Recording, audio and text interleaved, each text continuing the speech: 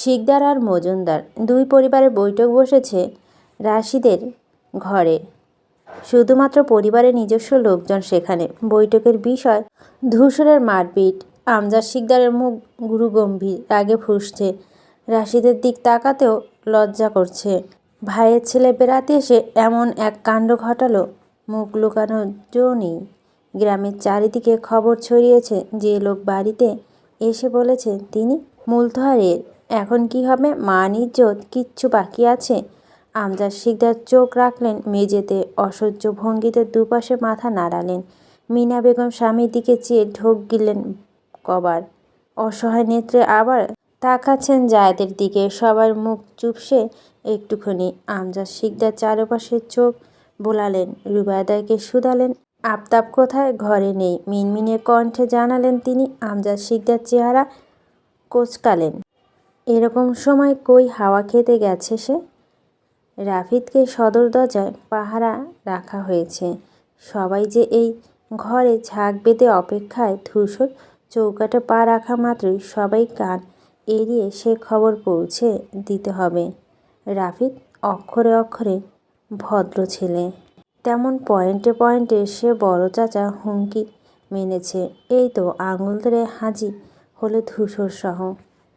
তার পরনে নীল পাঞ্জাবি ঘামে ভেজা, কপাল চুলে চিকচিক করছে ঘাস।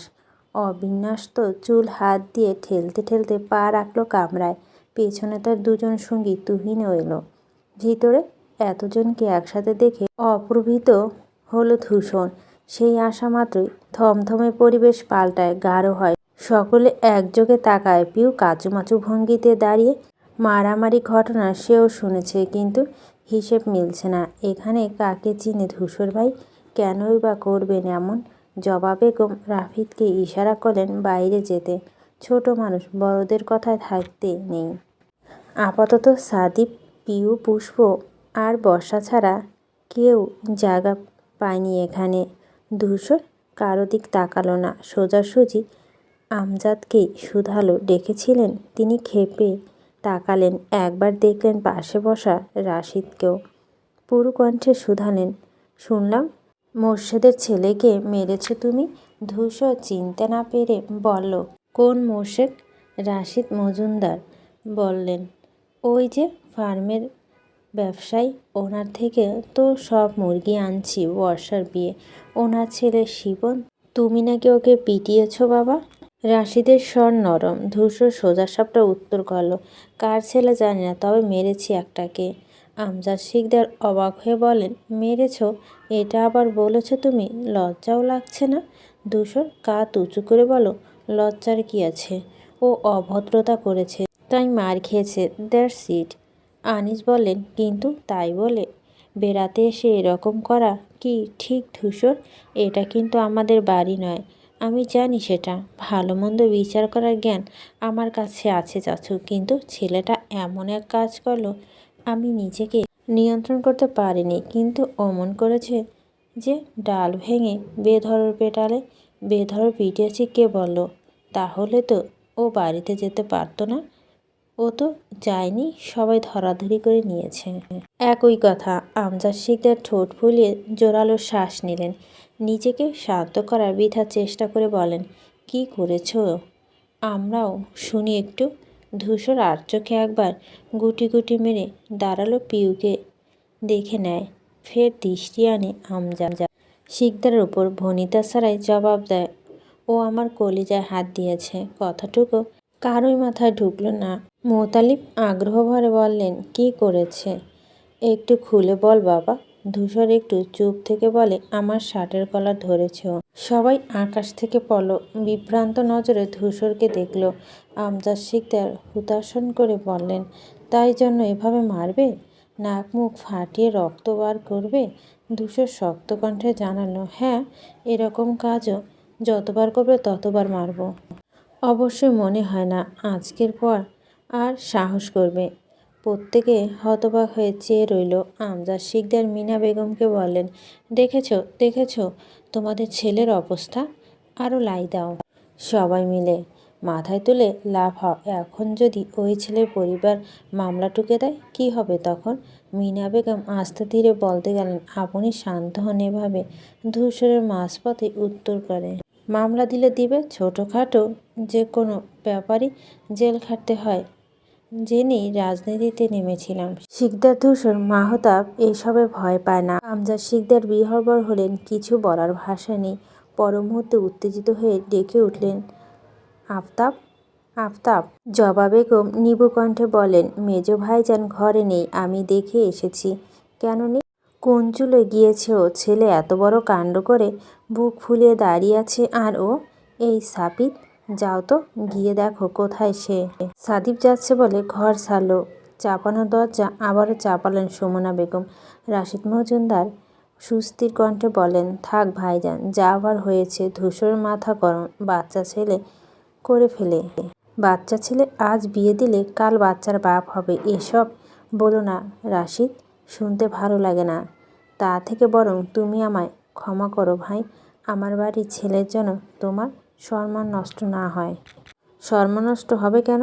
এক হাতে তো তালি বাজে না। নিশ্চয় শিপনেও কিছু অন্যায় আছে, না হলে ধূসর কখনো নিজে থেকে গায়ে হাত তুলবে কেন বলুন তো। মিনা বেগম এতক্ষণে মোক্ষম সুযোগ পেল। ভাইয়ের কথায় হৈ হৈ করে বললেন, হ্যাঁ সেই তো, আমারও তো একই কথা। আমাদের ধূসর বিনা কারণে কাউকে মারবে কেন? নির্ঘাত ওই ছেলে কিছু করেছে। আমজাদ বিরক্ত চোখে চাইলেন, করেছ তো শোনোনি? কলার ধরেছে। জাহাপানা, কি মারাত্মক পাপ করেছে ভাবা যায়? কথাটি বলে মাথায় হাত দিলেন তিনি। বিড়বিড় করে বললেন, ভাবলাম ছেলেটা দোষ বাড়ে, অথচ না, বিয়ে খেতে এসে সে মানুষ পেটাচ্ছে। আমি একটা কথা বুঝতে পারছি না, সবাই এমন করছো কেন? আচ্ছা, ওকে মেরেছি বলে আপনারা খারাপ লেগেছে বড় অপু? বেশ, আজই ওকে ডেকে পাঠাবো, ও নিজেই ক্ষমা চেয়ে যাবে, শান্তি পাবেন তখন। আমজাদ শিকদার তাজ্জব বনে গেল। যাকে মারলে সেই এসে ক্ষমা চাইবে? দোষ যার, ক্ষমা চাওয়ার দায়ও তার। আনিস আমজাদ হতাশ আহত শ্বাস নিলেন। ধূসর বলেন, আমার মনে হয় আপনাদের আর কিছু বলার নেই। আমি তাহলে যাই, বিশ্রাম নেব, ক্লান্ত লাগছে। এবারও তব্দ খেয়ে গেল সবাই। ধূসর বেরিয়ে গেল। আনিস হা করে বলেন, যে মার খেলে সে বিছানায় পড়ে আছে, আর যে মারল সে বিশ্রাম নিতে যাচ্ছে। তুহিন ছিল নীরব দর্শক। সেও ধূসরের পিছু চলতে গেলে রাশিদ মোটা কণ্ঠে ডাকলেন, তুহিন। ছেলেটা দাঁড়িয়ে যায়, ভীত নজরে ফিরে তাকায়। জি কাকা, তুই কিছু জানিস এ ব্যাপারে? তুহিন আমতামতা করে বলল, জি, আমি তো ওখানেই ছিলাম না, পরে এসেছি। রাশিদ মেনে নিলেন, বলেন যা। কিন্তু পিউ মানতে পারলেন না। তুহিন হাবভাব সন্দেহজনক। ছেলেটা এই দুদিনে ধূসরের সাথে ছায়ার মতো ছিল, এ নিশ্চয় কিছু জানে। তুহিন বের হবে, সভা ভঙ্গ হলো। বড়রা আলোচনায় মন দিলেন। মোস্তেক বিচার চাইলেন, কি করবেন সে নিয়ে। মোত্তালিব বুদ্ধি দিচ্ছেন, অবশ্যই ধূসরের সাপোর্ট নিয়ে। হাত পা তো ভাঙেনি, তাহলে ক্ষতিপূরণ কিসের?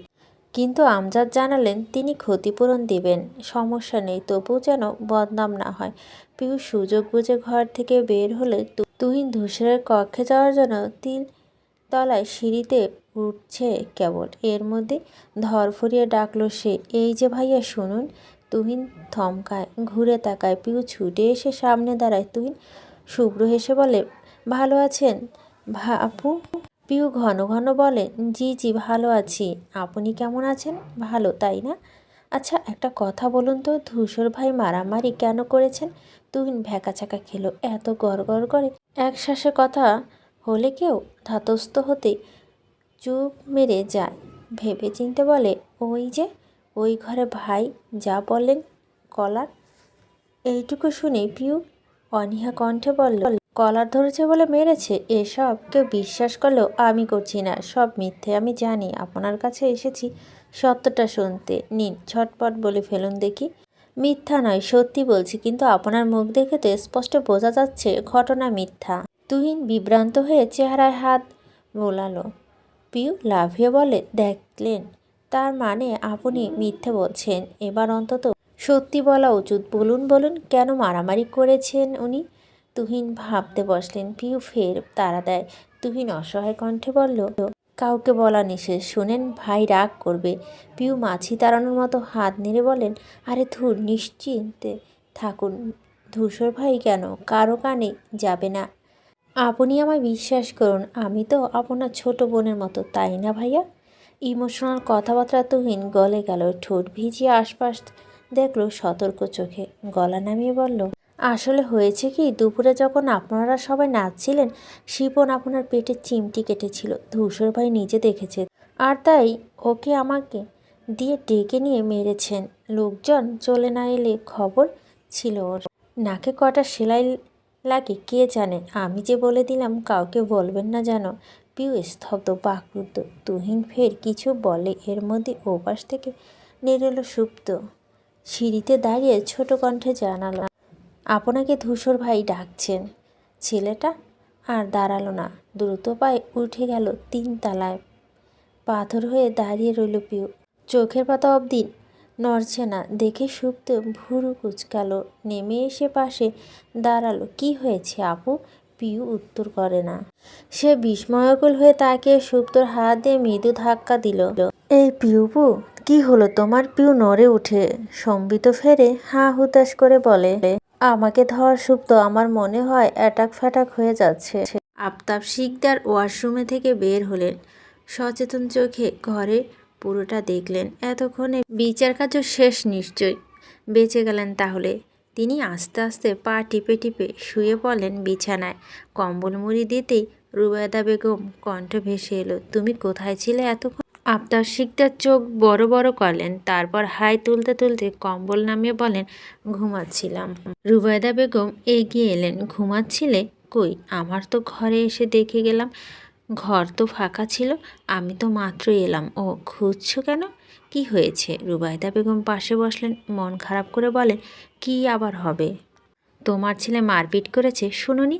কত করে বললাম চল ওর একটা বিয়ে দেই, বউ আনলে সব ঠিক হয়ে যাবে, শুনেছ না? আফতাব শিকদার ভাবনা পড়ে গেল, আসলেই কি বউ আনলে ছেলে পাল্টাবে? যদি পাল্টায় তবে মন্দ হয় না, নিজেও শান্তি পাবে। মাথা দুলিয়ে বলেন, বাড়ি ফিরে নেই। রাত নেমেছে, অথচ নিকষ গাঢ় অন্ধকার। মজুমদার বাড়ি জমকালো আয়োজনের সামনে মাথা তুলতে পারছে না। 3 বিঘা জমির উপর গড়ে তোলা বাড়ি, সমস্ত দেওয়াল জুড়ে লাগানো চোখ ধাঁধানো লাইটিং, লাল সবুজ বাতি জ্বলছে নিভছে। এক মুহূর্তে সাউন্ড সিস্টেমটা রেহাই নেই। এক একজনের ফোন কানেক্ট করে করে চালাচ্ছে পছন্দের গান। সবাই ব্যস্ত কাজে। পিউর মন ফুরফুরে উঠছে, সে প্রজাপতির ন্যায়। ধূসর তাকে ছোঁয়া অপরাধে কাউকে মেরেছে। কথাটা যতবার ভাবছে আবেগে গলে গলে পড়ছে। কণ্ঠে অবিশ্বাস্য হয়ে নিজেকে প্রশ্ন করছে, এত ভালোবাসেন উনি আমায়? কিন্তু তার এই উচ্ছ্বাস, এই উন্মাদনা বেশিক্ষণ স্থায়ী হলো না। আগন্তুকের ন্যায় 7টার দিকে বাড়িতে পা রাখলো মারিয়া। ডানে বায়ে নয়, সোজা সে বর্ষার ঘরে গিয়েছে। পিউ, শান্তা, মৈত্রী, সুপ্তি, রাদীপ, রিক্ত, রোহান, তাছাড়া বিয়ের বাড়ির সব বাচ্চা কাচ্চা তখন এই ঘরে। মারিয়া এসে পেছন থেকে চোখ চেপে ধরল বর্ষা। বর্ষা ভবড়ে গেল, কৌতূহলে কে কে করলো। পিউ রিমুভার দিয়ে বিশাল মনোযোগে নেল পালিশ তুলছিল পায়ে। রাফিদ বিস্ময় নিয়ে যখন আওড়ালো, মারিয়া আপু! পিউ তরিত বেগে মুখ তুলল। 480 ভোল্টেজে ঝাটকা খেলো ওকে দেখে। মারিয়া হাত ঢেলে কতই বর্ষা এস্ত ঘুরে তাকায়, সেই ঠোঁট উল্টে বলে, যা, আগের নাম বলে দিয়েছে রাফিদ। বর্ষা ওসব কানে নেই, সে প্রবল বেগে ঝাপটে ধরল ওকে। খুশিতে জ্ঞান হারালো উপক্রম, কণ্ঠে অবিশ্বাস্য নিয়ে বলল, তুই সত্যি এসেছিস? আমি তো ভাবলাম আসবি না। মারিয়া হেসে বলে, ধুর বোকা, তোর বিয়ে আর আমি আসবো না? বর্ষার চোখ ছলছল করে উঠে, কতদিন পর দেখা, কেমন আছিস? শুকিয়ে গেছিস? অনেক খাটিস তাই না? এসব ছাড়, তোকে কি সুন্দর লাগছে রে বর্ষা, একদম ফুরফুরে বউ। বর্ষার ঠোঁট ভরে হাসলো। মায়ের সাথে দেখা হয়েছে? না, চাচি বোধহয় রান্নাঘরে, আমি তো সোজা এখানেই এলাম। পুষ্পফোনের লাইন কেটে বারান্দা থেকে ঘরে এলো।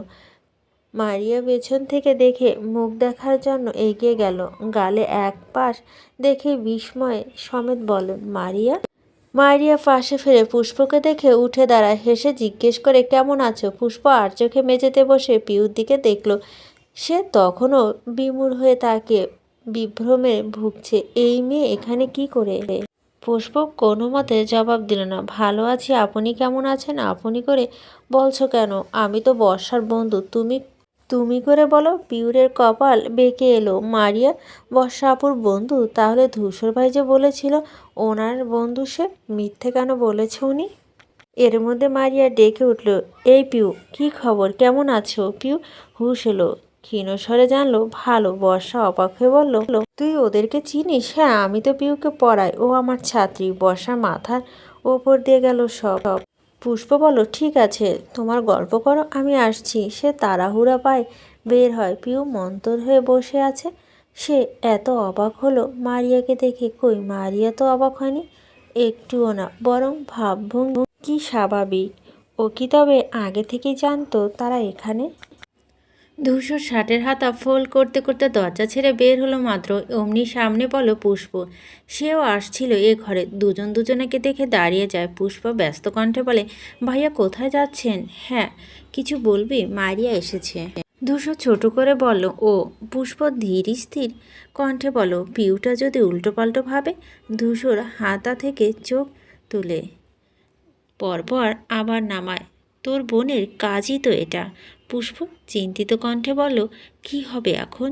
ধূসর নির্লিপ্ত, আমি আছি, চিন্তা নেই। ধূসর এগুতে নিলে পুষ্প উদ্বিগ্ন নিয়ে বলল, আজে বাজে কিছু করে বসলে ধূসর দাঁড়িয়ে যায় না, তাকিয়ে বলে দেয়, থাপড়ে গাল লাল করে দেব ওর, ভাবিস না। তারপর চলে গেল সোজা। পুষ্প বুক ফুলে শ্বাস ফেল বেদনার। বোনের জন্য চিন্তায় মাথাটা ফেটে যাচ্ছে। একদিকে বাচ্চা পিউ, অন্যদিকে বুড়ো হয়ে বাচ্চামো করে ইকবাল। দুটোকে সামলাতে হিমশিম খাওয়া অবস্থা তার। ধূসর ভাই এত ভুরুক্ষেপহীন কি করে থাকেন কে জানে। মারিয়া এসেছে নাকি শুনলাম। ময়নুমা খাতুন হন্তদন্ত ভঙ্গিতে ঘরে ঢুকলেন, যেন কে না কে এসেছে। মারিয়া ওনাকে দেখে এগিয়ে গেল, জড়িয়ে ধরে বলো, কেমন আছো চাচি? খুব ভালো আছি। তুই এসেছিস শুনে কাজ ফেলে ছুটে এলাম। কতদিন পর দেখলাম তোকে। আল্লাহ কি শুকিয়েছিস। উফ, আসার পর থেকে তোমাদের মেয়েও একই কথা বলছে। একবার তুমি রেহাই দাও অন্তত। ময়নুমা হাসলেন, জিজ্ঞেস করেন, আপা কেমন আছে? ভালো। ঢাকায় গিয়ে তো ভুলেই গেছিস। কি যে বলো, তোমাদের ভোলা সম্ভব? পেছন থেকে বর্ষা বলো, হয়েছে, থাক, এত আহ্লাদ করা হবে না এখন। কত কিছু বলে আনতে হয়েছে ওনাকে। আমি কি করব? টিউশন থেকে সহজে ছুটি পাওয়া যায়? এই তো আসার আগেও একটা করে এলাম। শান্তা মুখ কালো করে বলো, মারিয়াপো তো আমাকে চেনেই না। সুপ্তি তাল মেলায়, হ্যাঁ, এই যে আমরা এতক্ষণ ধরে বসে আছি, দেখছেই না। মারিয়া মাথা হাত দিয়ে বলে, সর্বনাশ, কি বলে মেয়েগুলো। তোমরা আমার কত আদরের বলো তো।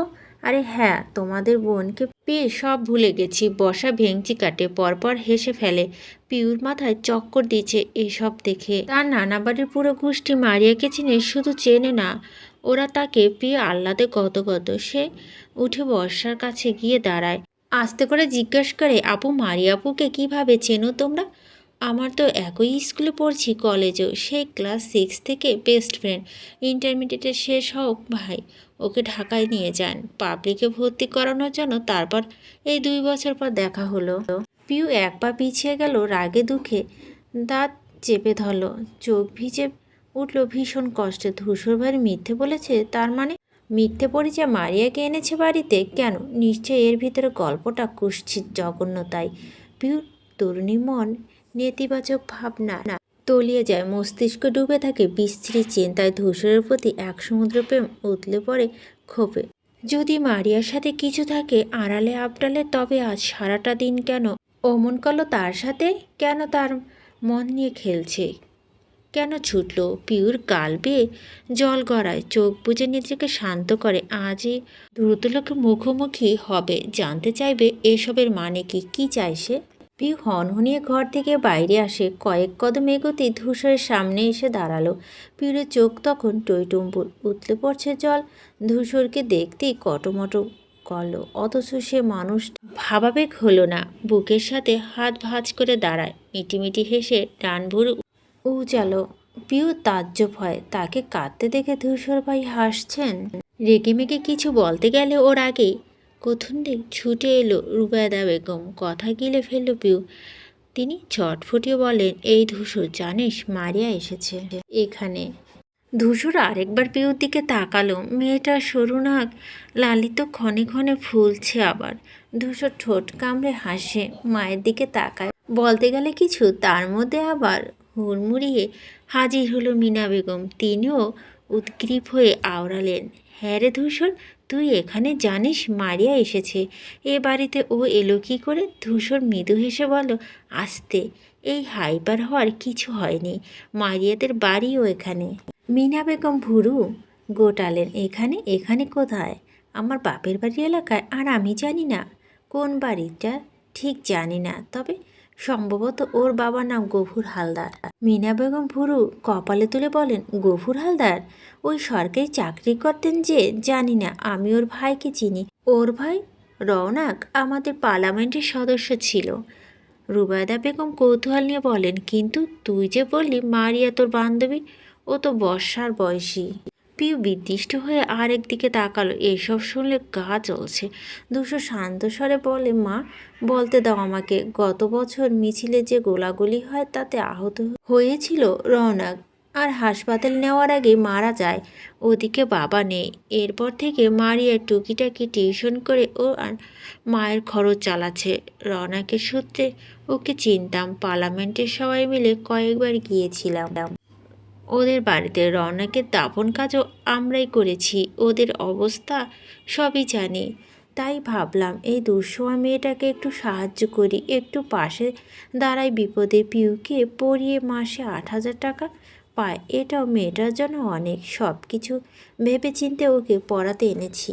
পিউ চমকে তাকালো। রুবায়দা বেগম বলে, কিন্তু তাই বলে বন্ধু বলতে হলো কেন? সত্যিটা বললে পারতিস। ধূসর শ্বাস ফেলে অপকটে বললে, ইচ্ছে করে মিথ্যে বলেছি, কারণ আমি তো অনেককে চিনি।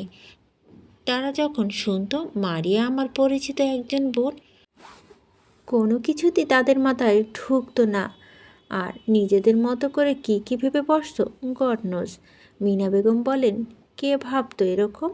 যে ভাবার সে এখনও ভাবছে। পিউ মাথা নুয়ে ফেলে। চোরের মতো চেহারা বানালো প্রবল অপরাধবোধ ফুটে ওঠে আননে। কি মারাত্মক ভুলটা না করে যাচ্ছিল। ছি, শেষমেশ ধূসর ভাইকে অবিশ্বাস করে বসলি, এই তোর ভালোবাসা পিউ? আর কোনো প্রশ্ন?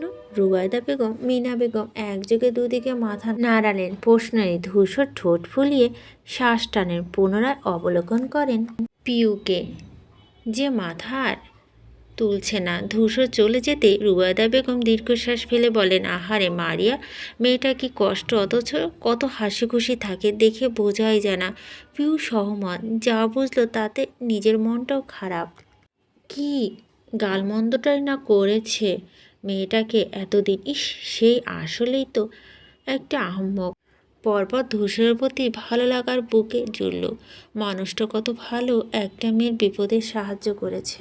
মিনা বেগম রুবায়দার কথা মাথা নাড়তে নাড়তে মেয়ের দিকে তাকালেন। চোখে গালে জল দেখে আতকে বলেন, এ কি, তুই কাঁদছিস কেন? পিউ তড়িঘড়ি করে চোখ মুছে বলল, কই কই কই, কি চোখে জল কেন? রুবায়দা বেগম উত্তাল হয়ে বলেন, ধূসর বলেছে কিছু? পিউ দুদিকে মাথা নেড়ে বলেন, না না, ঠান্ডা লেগেছে। ঠান্ডা লাগলে নাক দিয়ে পানি পড়ে, তোর চোখ দিয়ে পড়ছে। মায়ের তীব্র চোখ। পিউ থতমত খেয়ে বলো, আরে সব কিছু একটু ইউনিক। ঠান্ডা লাগলে চোখ দিয়েও পানি পড়ে, একটু পর কান দিয়েও পড়বে। এসব তুমি বুঝবে না, ওগুলো আধুনিক যুগে হয়, তুমি সেকালে। সরো দেখি, ভিতরে যাই। পিউ মাকে ঠেলে ঠুলে ফের বর্ষার ঘরে ঢুকে যায়। ভদ্রমহিলা তবদা খেয়ে বলেন, ঠান্ডা লাগার আবার যুগ আছে?